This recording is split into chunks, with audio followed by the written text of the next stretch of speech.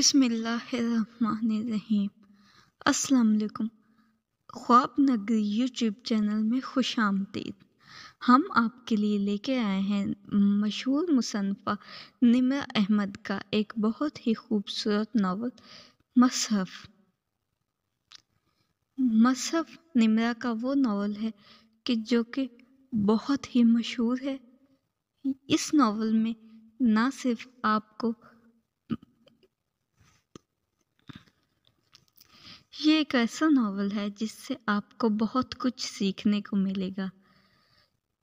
इस नावल को रमज़ान में पोस्ट करने का मकसद ही यही है कि इससे हम लोग बहुत कुछ सीख सकें। तो आइए चलते हैं मसहफ़ की पहली किस्त की जानिब। सुनहरी सुबह भीग रही थी जब वो सुस्त रवि से चलती हुई बस स्टॉप तक पहुंची। कंधे पर बैग लटकाए, हाथ में पानी की छोटी बोतल पकड़े, चेहरे पे ढेरों बेजारी लिए, वो बेंच के करीब आई जहां बैठकर वो रोज़ 10 मिनट बस का इंतज़ार करती थी। उसने बैग एक तरफ रखा और बेंच पे बैठ गई। फिर एक हाथ से जमाई रोकते दूसरे से बोतल खोलकर लबों से लगाई। गर्मी आजकल बढ़ती जा रही थी। सुबह ही सुबह इसे पसीना आने लगा था। जाने आगे क्या होगा, वो घूंट भरती बेजारी से सोच रही थी। चेहरे पे वही उकताहट के तासुरात थे, जैसे दुनिया भर से खफा हो। सुनहरी पेशानी पे मुश्किल पड़े बल और कांच सी खूबसूरत पूरी सुनहरी आंखों में छाई खफगी। कुछ था इसमें जो इसे सारे में यकता बनाता था। लंबे कुर्ते और जीन्स में मलबूस रस्सी की मानिंद दुपट्टा मफलर के अंदाज में गर्दन से लपेटे, टांग पे टांग रखे वो पांव झुलाती तनकीदी निगाहों से इधर उधर देख रही थी। और तब ही इसे एहसास हुआ कि वो स्याह फाम लड़की आज भी बेंच पे इसके साथ बैठी है। इन दोनों के दरमियान इसका बैग पड़ा था और उस वक्त वो स्याह फाम लड़की सर झुकाए निगाह तिरछी किए इसके बैग को देख रही थी, जहां जगह जगह चाक और व्हाइटनर से इसने अपना नाम लिखा हुआ था, महमद इब्राहिम। महमद इब्राहिम आड़ा तिरछा छोटे बड़े हर अंदाज में यही लिखा था। वो लड़की कभी इसके बैग को देखती, मगर महमल तो रोज के 10 मिनट इस स्याह फाम लड़की का जायजा लेते ही गुजार देती। वो भी अजीब पुरस्कार किरदार थी। यहाँ इस्लामाबाद में स्याह फाम नजर आ ही जाते थे, मगर वो अपने जैसों से मुख्तलिफ थी। सर पे रुमाल बांधकर गर्दन के पीछे ग्राह लगाती और नीचे ओवरकोट, मोटे होंठ, स्याह रंगत मगर चमकीली आंखें। कोई ऐसी चमक थी इनमें कि महमल कभी इन आंखों में देख नहीं पाई थी। हमेशा नजरें चुरा जाती। शायद 1.5 महीना कब वो अपने मखसूस औकात में बस स्टैंड पे देखती थी और इन 1.5 माह में इनका अंदाज हमेशा यकसा रहा था। कमर सीधी रखे, अलर्ट सी चुपचाप खामोशी से सामने सीध में देखती वो बहुत चुप सी लड़की मालूम नहीं कौन थी। और फिर इसकी वो पुरस्कार किताब जिसका स्याह वर्ग बिल्कुल खाली था, इसकी गोद में धरी होती और किताब के किनारों पर इसके स्याह हाथ मजबूती से जमे होते। इसके अंदाज से कुछ खास झलकता था, किताब की हिफाजत का एहसास या इसकी बेशकीमत होने का। किताब बालिश पर मोटी थी, सफ़ों के झलकते किनारे पीले और खस्ता लगते थे, जैसे कोई कदीम किताब हो, सैकड़ों बरस पुराना कोई नुस्खा हो। कुछ था इसमें, कोई कदीम राज या कोई पुरस्कार कथा।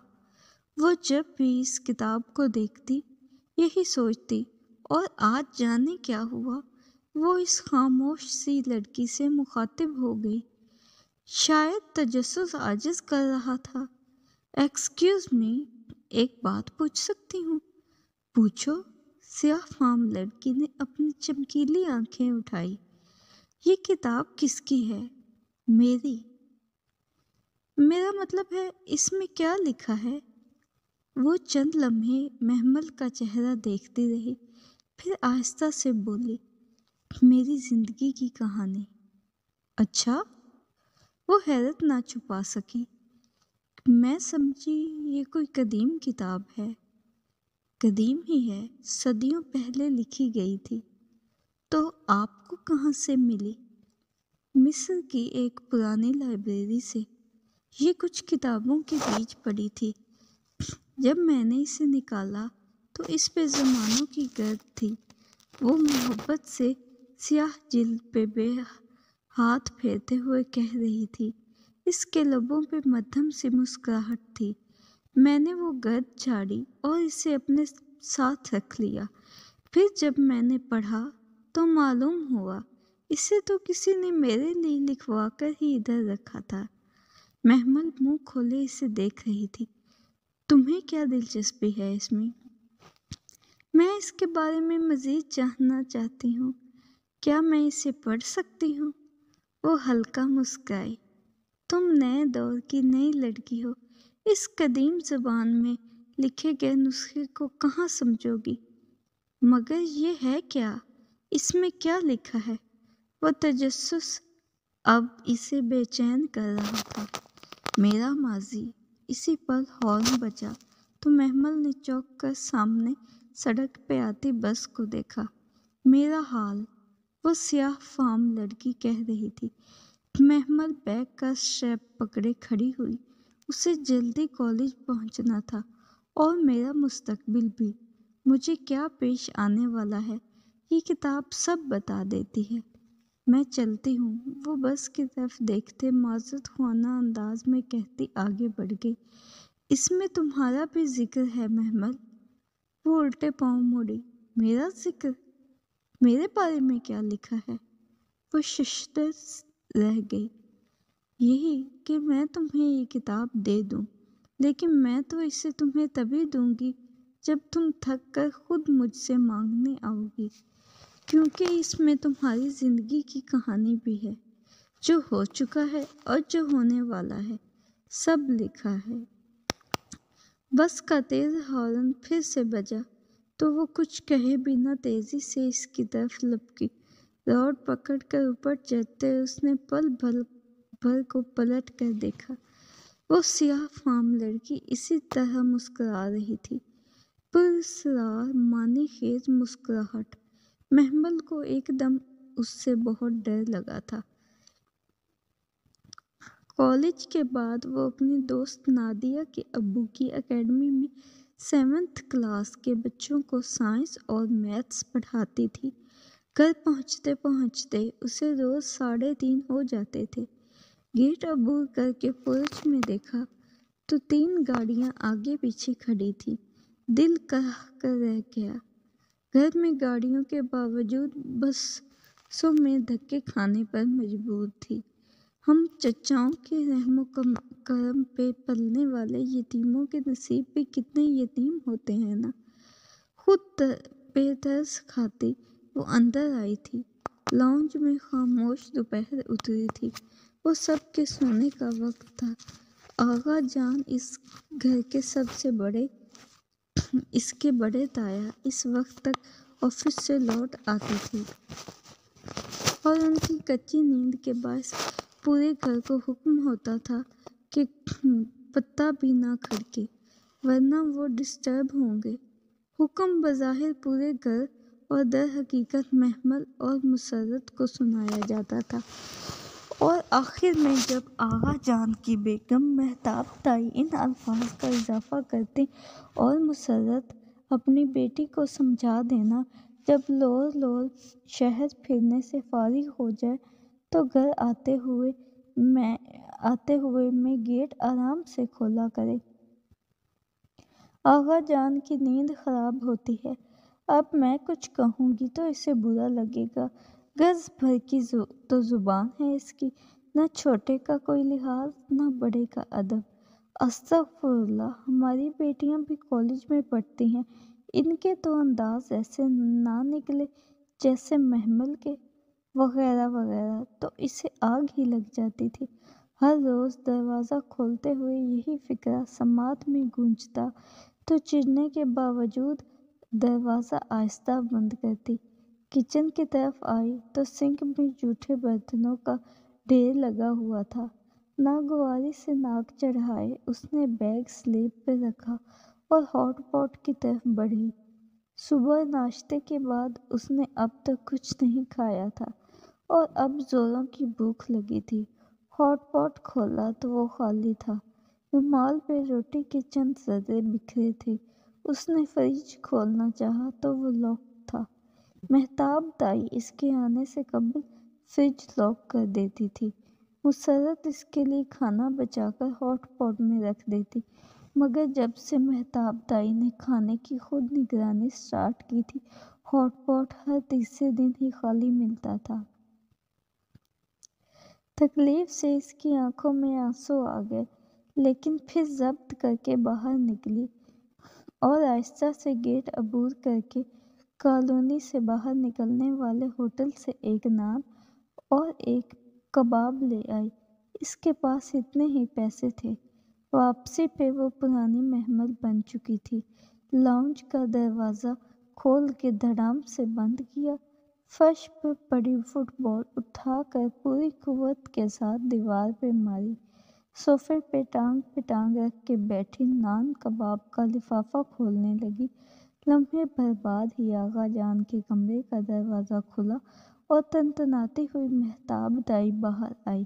محمل، وہ گرجی تو اس نے آرام سے سر اٹھایا۔ کباب کھائیں گی تائی ماں؟ شٹ اپ، 1000 بار کہا ہے دروازہ آرام سے کھولا کرو۔ مگر تم؟ آہستہ بولیں تائی جان، اس وقت آغا جان سو رہے ہوتے ہیں، اٹھ جائیں گے۔ وہ نان پر کباب رکھ کے بے نیازی سے پاؤں جھلاتی کہہ رہی تھی، تم احسان فراموش لڑکی، تمہیں ذرا بھر بھی احساس ہے کہ آغا صاحب دن بھر کے تھکے مگر محمل فقرہ مکمل ہونے سے قبل ہی اپنا نان کباب اٹھائے اپنے کمرے کی طرف جا چکی تھی۔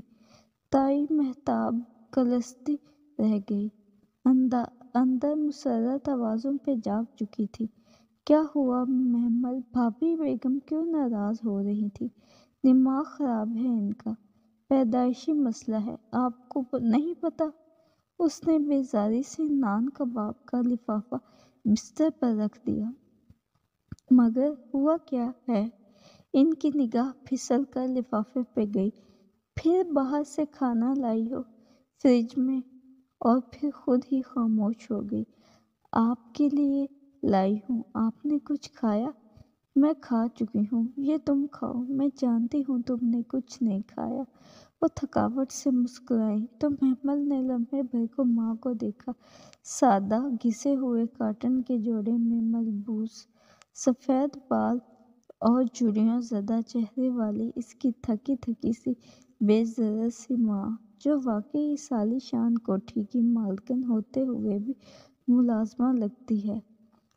دل برا مت کیا کرو محمل، اللہ کا نام لے کر کھا لو، مجھے غصہ آتا ہے ان لوگوں پر۔ اماں، باہر مہتاب دائی کے بہن بولنے کی آواز برابر آ رہی تھی۔ وہ اب شور کر کے جانے کس کس کو بتا رہی تھی، ناشکری مت کرو بیٹا، انہوں نے رہنے کے لیے ہمیں چھت دی ہے، سہارا دیا ہے، احسان نہیں کیا، میرے باپ کا گھر ہے، اسے ابا نے ہمارے لیے بنوایا تھا، یہ بزنس، یہ فیکٹریاں، یہ سب ابا نے خود بنایا تھا، سب کچھ ابا نے ہمارے نام کیا تھا۔ تمہارے ابا اب زندہ نہیں رہے محمل، وہ اب کہیں بھی نہیں ہیں، وہ جیسے تھک کر کہہ رہی تھی، اور وہ انہیں دیکھ کر رہ گئی۔ پھر سر جھٹک کر لفافہ اٹھایا۔ نان سخت ہو چکا تھا اور کباب ٹھنڈا۔ وہ بے دلی سے لقمے توڑنے لگی۔ جی ہاں ریڈرز، یہ تھی مصحف کی پہلی قسط۔ آپ کو کیسی لگی؟ اپنے فیڈ بیک سے آگاہ ضرور کیجیے گا۔ کل ایک نئی قسط کے ساتھ حاضر ہوں گے، تب تک کے لیے اللہ حافظ و ناصر۔